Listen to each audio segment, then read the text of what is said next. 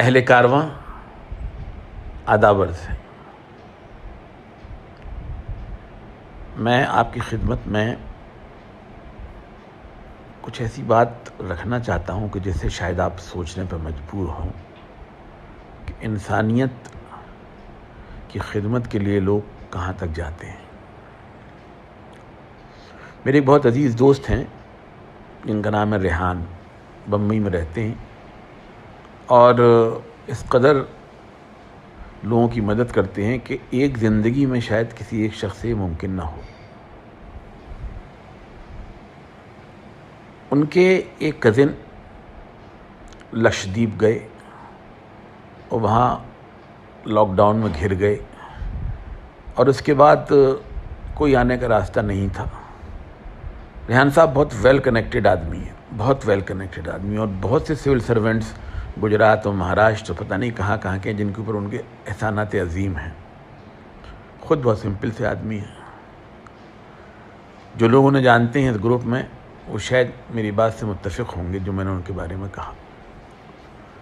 انہوں نے اس مشکل وقت پر جب ان کے کزن جو شوگر کے بہت سخت پیشنٹ اور جن کے گردے لگ بھگ خراب ہو چلے اور آنے کا کوئی راستہ نہیں، تو اپنے کئی ایسے دوستوں سے جن پر انہوں نے احسان کیے تھے درخواست کی، تو ان لوگوں نے کوئی دھیان نہیں دیا جبکہ وہ یہ کام کر سکتے تھے کہ ان کو نکال کے کم سے کم بمبئی پہنچوا سکتے تھے۔ اب اس کا دوسرا بند سنیے۔ میں چنبل کا آئی جی تھا یا شاید گوالیار کا ڈی آئی جی تھا، آصف ابراہیم صاحب ڈی آئی بی تھے۔ ایک دن وہ گوالیار تشریف لائے اور سینئر کی حیثیت سے باقاعدہ کھانے کا انتظام کیا، تو انہوں نے حکم دیا کہ ان کے ساتھ ایک صاحب جو ان کے اسپیشل ڈائریکٹر ہیں مسٹر دنیشور شرما، 78 بیچ، بہار کاڈر نہیں کیرلا کاڈر، وہ بھی تشریف لائیں گے۔ آئے، کھانا ہوا، بس یہ ایک ملاقات دنیشور شرما صاحب سے تھی، مگر بقول شاعر کی ایک ملاقات تھی جو دل کو ہم سدا یاد رہی۔ ہم جسے عمر سمجھتے تھے وہ ایک پل نکلا۔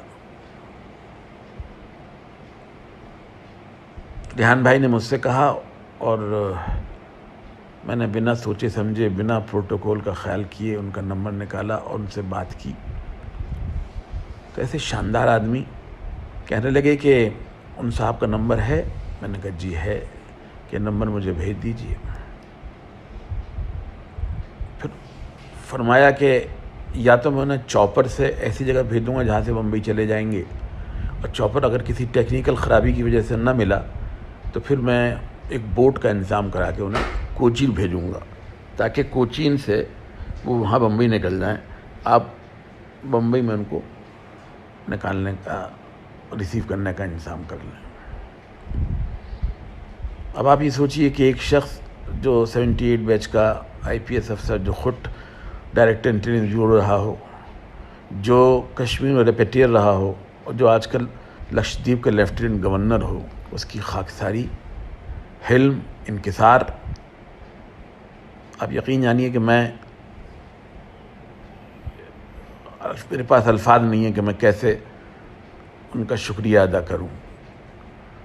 تو میں یہ عرض کر رہا تھا کہ ہم میں سے سب کو اللہ نے کچھ نہ کچھ وسعت دی ہے، اور ہم اس وسعت کا استعمال عوام الناس کی بھلائی کے لیے کریں تو ہمیں بے حد سکون ملے گا۔ اس گروپ پر جو لوگ نان مسلم ہیں، ممکن ہے انہیں قرآن شریف کی سورہ رحمان کی آیت نہ معلوم ہو، حل جزاء الاحسان الا الاحسان، کہ ہر بھلائی کا بدلہ اللہ ایک بھلائی سے دے گا۔ اس میں یہ کہیں نہیں کہا گیا کہ جس کے ساتھ وہ بھلائی کر رہے وہ دے گا، اللہ نے ذمہ داری اپنے اوپر لے لی ہے۔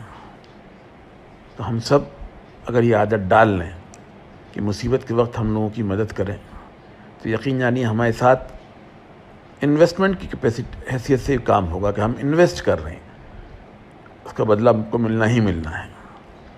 بہرحال میں اس گروپ تک اپنے جذبات جو دنیشور شرما صاحب کے سلسلے میں ہیں پہنچانا چاہتا تھا کہ شاید کبھی زندگی میں آپ کو ان سے کال آن کرنے کا موقع ملے تو جا کے ایسے گریٹ آدمی سے ملیے گا۔ میں نے اپنے بیچ میٹ سے، دوسرے IPS افسروں سے اور کئی اور لوگوں سے پوچھا ان کے بارے میں، تو کہنے لگے کہ ان جیسی محبت رکھنے والے شخص اب ناپید ہیں۔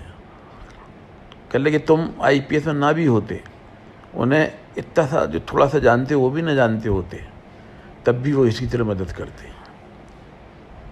میں آپ سے عرض کرنا چاہتا ہوں کہ ہم اپنے آپ کو ایروگنس، غرور، دمبھ کے دائرے سے نکالیں اور جس کنویں میں ہم منڈوک بنے بیٹھے اس سے نکل آئیں اور لوگوں کے لیے آنکھ بند کر کے بھلائی کرنا شروع کریں، تو یقین جانیے کہ ہم کبھی ناکام نہیں ہوں گے۔ یہ دعائیں جو ہیں ہمیں عرش تک لے جائیں گی، عرش عظیم تک۔ ہر بھلائی ہمارے ساتھ منو بھلائی کی شکل میں واپس آئے گی۔ یہی میرا عرض کرنا تھا۔ بہت بہت شکریہ۔ خدا حافظ۔